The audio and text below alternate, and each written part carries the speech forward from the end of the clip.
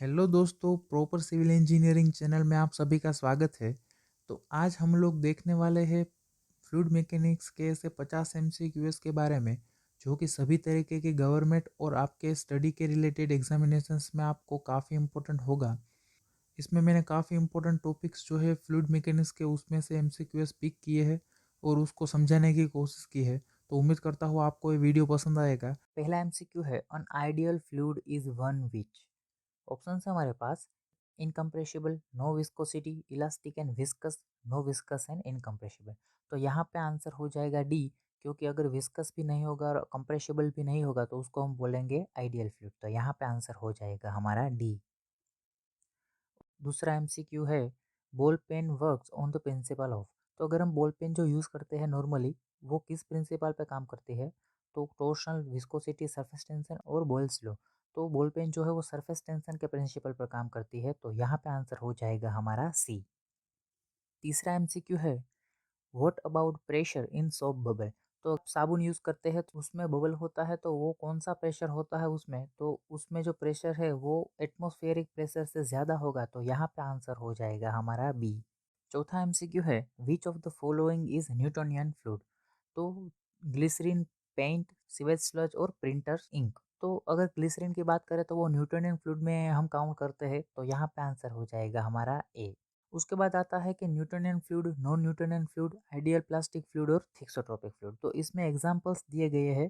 तो यहाँ पे आप पॉज करके इन सारे एग्जांपल्स को रिमेंबर कर लीजिए, ताकि इसमें से कोई भी एग्जांपल अगर पूछे तो हम किस फ्लूइड से वो बिलोंग करता है तो वो आसानी से जवाब दे सके। और अगर मैं बात करूँ यहाँ पे ब्लड की, तो ब्लड जो है वो काफ़ी एग्जाम्स में आईएमपी क्वेश्चन के रूप में आ सकता है कि ब्लड जो है वो कौन से फ्लूइड में हम गिन सकते हैं। उसको हम गिन सकते हैं नॉन न्यूटोनियन फ्लूइड में। पांचवा एमसीक्यू है, what is the dimension value for surface tension. तो सरफेस टेंशन की अगर हम डायमेंशन वैल्यू के बारे में बात करें तो उसकी वैल्यू हो जाएगी m1t-2। तो यहाँ पे आंसर हो जाएगा हमारा सी। अगर हम सरफेस टेंशन की बात करें तो सरफेस टेंशन जो है वो अगर टेम्परेचर हम बढ़ाएंगे तो कोहेजन जो है वो डिक्रीज होगा, और उसकी हिसाब से हम सरफेस टेंशन जो है वो भी डिक्रीज होगा। तो टेम्परेचर के हिसाब से अगर हम बात करें तो अगर टेम्परेचर बढ़ेगा तो सरफेस टेंशन घटेगा। छठा एमसीक्यू है, what is dimension of dynamic viscosity. अगर डायनेमिक विस्कोसिटी की डायमेंशंस के बारे में बात करें तो वो है m l-1 t-1। तो यहाँ पे आंसर हो जाएगा हमारा ए। अगर काइनेमेटिक विस्कोसिटी के बारे में अगर पूछे डायमेंशन वैल्यू तो उसकी वैल्यू हो जाएगी l⁻²t-1। तो ये भी आप याद रख लीजिएगा, ताकि अगर काइनेमेटिक भी पूछे तो आप आंसर दे सकें।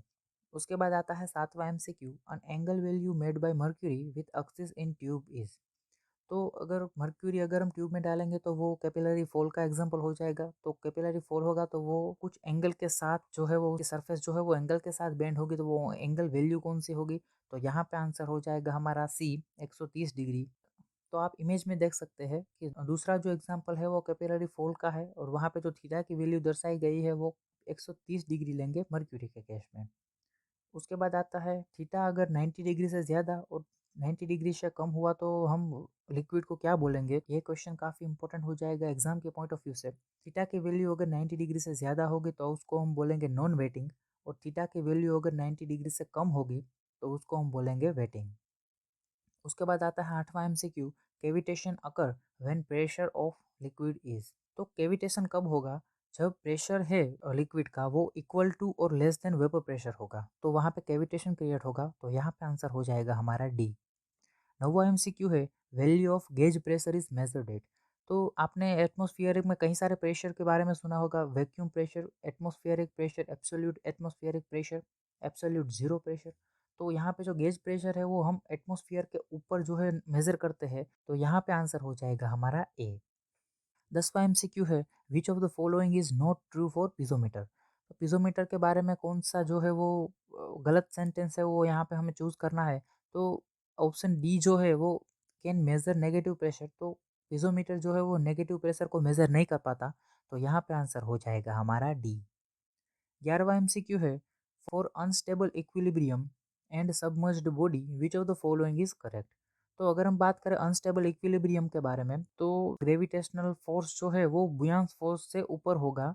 तो यहाँ पे आंसर हो जाएगा हमारा बी। आप इमेज में देख सकते हैं, इस सीक्वेंस को आप याद रख के ऊपर पूछे गए किसी भी तरह के क्वेश्चन का आप आंसर कर सकते हैं। ऊपर एम है वो मेटा सेंटर है, बी है वो बुयांस फोर्स का सेंटर है और जी है वो ग्रेविटेशनल फोर्स है। 12वां एमसीक्यू है, value of Reynolds number in laminar flow. Laminar flow में अगर हम बात करें तो रेनॉल्ड्स नंबर की वैल्यू 2000 से कम होगी, तो यहाँ पे आंसर हो जाएगा हमारा ए। तो यहाँ पे 2000 से कम है, तो उसमें अगर 500 से भी कम होगी तो वो भी हम लामिनार में ही कैलकुलेट करेंगे। कई तरह के एग्जामिनेशंस में 500 से भी कम पूछते, तो आप अगर वो आंसर है तो आप उसको पहली प्रायोरिटी दीजिएगा। 13वां एमसीक्यू है, what is the correct about streamline. तो स्ट्रीमलाइन के बारे में बात करें तो स्ट्रीमलाइन जो है वो इमेजनरी लाइन है, तो यहाँ पे आंसर हो जाएगा हमारा बी, इमेजनरी लाइन। 14वां एमसीक्यू है, which of the following is correct about Reynolds number. तो रेनॉल्ड्स नंबर के बारे में बात करें तो रेनॉल्ड्स नंबर जो है वो inertia force versus viscous force का रेशियो है, तो यहाँ पे आंसर हो जाएगा हमारा डी। 15वां एमसीक्यू है, area cover by streamline and equipotential line is known as. तो अगर आपने फ्लोनेट के बारे में सुना होगा तो फ्लोनेट में दो तरीके की लाइन होती है, स्ट्रीम लाइन और इक्विपोटेंशियल लाइन। तो वो दो लाइन के बीच में जो एरिया कवर होता है उसको हम बोलते हैं फ्लो फील्ड। तो यहाँ पे आंसर हो जाएगा हमारा सी। 16वां एमसीक्यू है, which of the following is not true for flow net. तो फ्लोनेट के बारे में अगर बात करें तो use to analyse behaviour of flow, to determine uplift pressure below dam, design of outlet. तो ये तीनों सही है, तो यहाँ पे आंसर हो जाएगा हमारा डी, नन। 17वां एमसीक्यू है, select correct statement for Euler's equation. तो यूलर्स इक्वेशन के बारे में अगर हम बात करें तो motion of fluid is along streamline, flow is steady, flow is frictionless. तो तीनों एजम्पशंस जो है वो सही है, तो यहाँ पे हो जाएगा आंसर हमारा डी, ऑल ऑफ एबोव। 18वां एमसीक्यू है, which is not assumptions of Bernoulli's equation. तो बर्नौलीज इक्वेशन ने कौन सा एजम्पशंस जो है वो नहीं किया था, तो ऑप्शन जो डी है कि फ्लो इज रोटेशनल, तो ये एजम्पशंस बर्नौली का नहीं था, उसने एज्यूम किया था फ्लो इज ई रोटेशनल। तो यहाँ पे आंसर हो जाएगा हमारा डी। 19वां एमसीक्यू है, डाइसी-वेसबर्ग formula is used to measure. तो डाइसी-वेसबर्ग फॉर्मूला जो है वो मेजर लॉसेस जो होते हैं उसको मेजर करने के लिए हम यूज़ करते हैं, तो यहाँ पे आंसर हो जाएगा हमारा डी। और चेजिस फॉर्मूला भी जो हम मेजर लॉसेस को कैलकुलेट करने के लिए यूज़ करते हैं, तो ये भी क्वेश्चन में पूछ सकते हैं। 20वां एमसीक्यू है, when boundary layer separate, value of pressure gradient is. तो बाउंड्री लेयर जब सेपरेट होता है तो प्रेशर ग्रेडियंट की वैल्यू क्या होगी, तो वो पॉजिटिव होगा, तो यहाँ पे आंसर हो जाएगा हमारा डी, पॉजिटिव। 21वां एमसीक्यू है, ratio of inertia force to gravity force is known as. तो inertia force to gravity force का रेशियो हमें फ्रॉड नंबर देता है, तो यहाँ पे आंसर हो जाएगा हमारा बी। 22वां एमसीक्यू है, one atmospheric pressure is equal to. तो वन एटमोस्फियरिक प्रेशर जो है वो ऊपर ए बी सी डी में जो चार वैल्यू दी गई है वो चार वैल्यू जो है वो सही है वन एटमोस्फेरिक प्रेशर को रिप्रेजेंट करने के लिए, तो यहाँ पे आंसर हो जाएगा हमारा ई, ऑल ऑफ एबो। ऊपर चार में से कोई भी वैल्यू जो है वो पूछ सकते हैं एक एक दे करके, तो वो सारे जो है वो वन एटमोस्फियरिक प्रेशर के हिसाब से सही है। 23वां एमसीक्यू है, one bar is equal to. तो एक बार जो है वो कितने पास्कल के बराबर होगा, तो वो होगा 10⁵, तो यहाँ पे आंसर हो जाएगा हमारा डी। 24वां एमसीक्यू है, when a body is floating in a liquid is given a small angular displacement, it start oscillating about a point is known as. तो अगर कोई बॉडी फ्लोट करती है तो वो कोई एक पॉइंट के हिसाब से वो डिस्प्लेसमेंट उसका होगा, उस पॉइंट को हम क्या बोलेंगे, तो ऑप्शंस के हिसाब से अगर हम देखें तो उसको हम बोलेंगे मेटा सेंटर, तो यहाँ पे आंसर हो जाएगा हमारा डी। 25वां एमसीक्यू है, for worship Meta centre height of ship should be. तो अगर मेटा सेंटर के बारे में अगर हम बात करें वॉरशिप के केस में 1 से 2 मीटर के बीच में होगा, यहाँ पे आंसर हो जाएगा हमारा बी। 26वां एमसीक्यू है, during flood water enter into the office having wooden table indicate the position of wooden tables। तो अगर कोई ऑफिस में पानी घुस जाता है फ्लड का, तो वहाँ पे वुडन की टेबल है, तो वुडन की टेबल का कंडीशन किस तरीके से होगा उसमें, तो यहाँ पे अगर हम देखें तो वो उसके लेग्स जो है वो अपवर्ड होंगे और बॉडी जो है वो डाउनवर्ड होगी, तो यहाँ पे आंसर हो जाएगा हमारा बी। अगर फ्लड के बारे में बात करें तो हेवी मटेरियल नीचे बैठ जाता है, तो वुडन टेबल का जो नीचे का पार्ट है, लेग्स वाला पार्ट है, वो लाइट होगा उसकी अपर बॉडी से, तो अपर बॉडी जो हेवी होने के कारण नीचे बैठ जाएगी और जो लेग्स जो है वो अपवर्ड डायरेक्शन में मूव करेंगे। 27वां एमसीक्यू है, the path traced by single particle of smoke issued from cigarette is. तो अगर हम बात करें सिगारेट में से निकला हुआ धुएं का, अगर हम एक पार्टिकल जो है वो किस डायरेक्शन में मूव करेगा, तो उसको हम बोलेंगे पाथ लाइन, तो यहाँ पे आंसर हो जाएगा हमारा बी। 28वां एमसीक्यू है, ड्यूरिंग ओपनिंग ऑफ वाल फ्लो इज। तो अगर हम वाल्व को ओपन करेंगे तो जब स्टार्टिंग में फ्लो होगा वो अनस्टेडी होगा, तो यहाँ पे आंसर हो जाएगा हमारा ए। 29वां एमसीक्यू है, pitot tube is use to measure. ये इंपॉर्टेंट क्वेश्चन है। तो अगर पिटोट ट्यूब के बारे में अगर बात करें तो वो वेलोसिटी एट पॉइंट को नापने के लिए हम यूज करते हैं पिटोट ट्यूब। कोई भी पॉइंट पे अगर हम वेलोसिटी नापनी होगी तो पिटोट ट्यूब काफी इंपॉर्टेंट इक्विपमेंट है हमारे लिए। तो यहाँ पे आंसर हो जाएगा हमारा बी। 30वां एमसीक्यू है, venturi meter is use to measure. अगर डिस्चार्ज को कैलकुलेट करना हो तो हमें वेंचुरी मीटर चाहिए, तो यहाँ पे आंसर हो जाएगा हमारा सी। 31वां एमसीक्यू है, orifice meter is use to measure. तो ओरिफिस जो है वो सेम वेंचुरी मीटर की तरह काम करता है, तो वो है डिस्चार्ज। तो यहाँ पे भी आंसर हो जाएगा हमारा सी, डिस्चार्ज। 32वां एमसीक्यू है, the equation of Bernoulli's deal with conservation of. तो बर्नौली इक्वेशन जो है वो एनर्जी को कंजर्वेशन के प्रिंसिपल पर काम करता है, तो यहाँ पे आंसर हो जाएगा हमारा डी। 33वां एमसीक्यू है, the working principle of venturi meter is based on. तो वेंचुरी मीटर किस प्रिंसिपल पर काम करती है, तो उसको हम बोलेंगे बर्नौलीज इक्वेशन। तो यहाँ पे आंसर हो जाएगा हमारा बी। 34वां एमसीक्यू है, the hydraulic mean depth of circular pipe is. काफी इंपॉर्टेंट क्वेश्चन है। तो अगर हाइड्रोलिक मीन डेप्थ अगर हम सर्कुलर पाइप की मेजर करना चाहे तो वो होगी D/4। तो यहाँ पे आंसर हो जाएगा हमारा सी। 35वां एमसीक्यू है, the loss of head at exit is. तो यहाँ पे अगर हम देखें इक्वेशन में तो V²/2G जो है वो loss of head at exit को प्रेजेंट करता है, तो यहाँ पे आंसर हो जाएगा हमारा ए।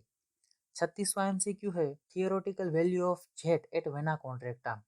तो अगर हम बात करें इक्वेशन के हिसाब से तो √2GH जो है वो वैल्यू होगी थियोरेटिकल जेट की वेना कॉन्ट्रैक्टा के केस में। तो यहाँ पे आंसर हो जाएगा हमारा बी।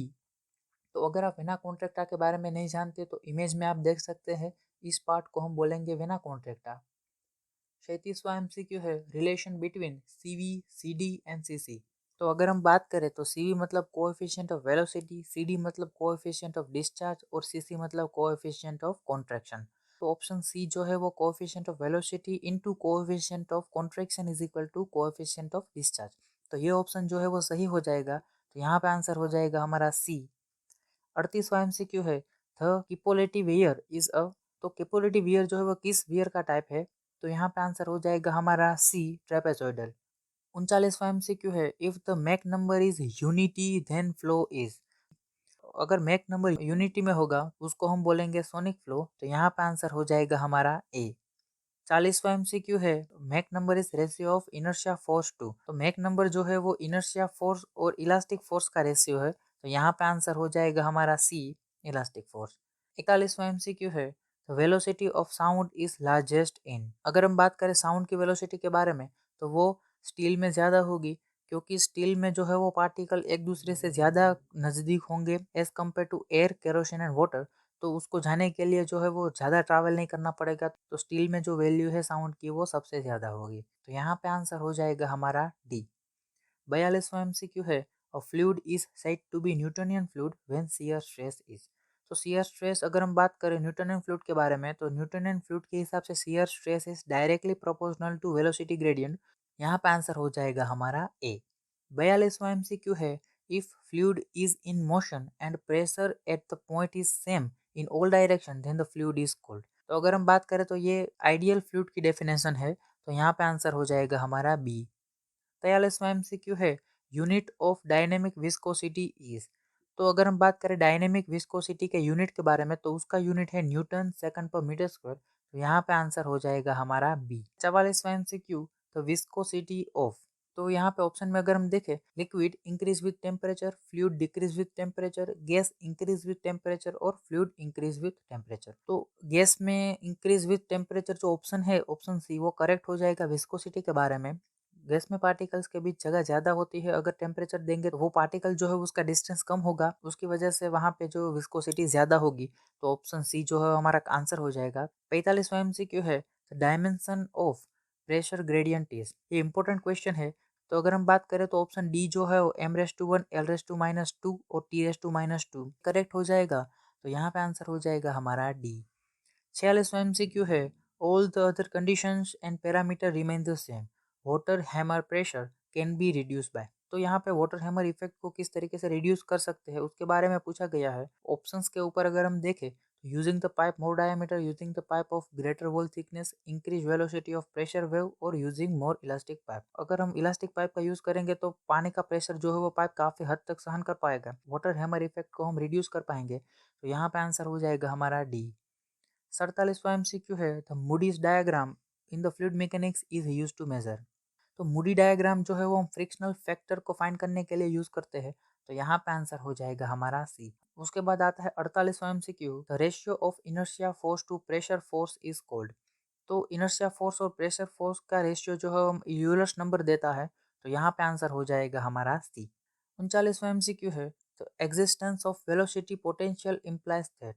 अगर वेलोसिटी पोटेंशियल एग्जिस्ट करता है तो उसको हम बोलेंगे इरोटेशनल फ्लूइड। तो यहाँ पे आंसर हो जाएगा हमारा बी। 50वां एमसीक्यू है, लो specific speed of turbine implies that.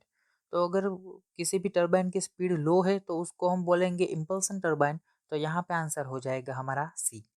तो दोस्तों, ये थे 50 एमसीक्यूएस फ्लूइड मैकेनिक्स के बारे में। तो आने वाले समय में हम फ्लूइड मैकेनिक्स के से दूसरे 50 एमसीक्यूएस के बारे में बात करने वाले हैं।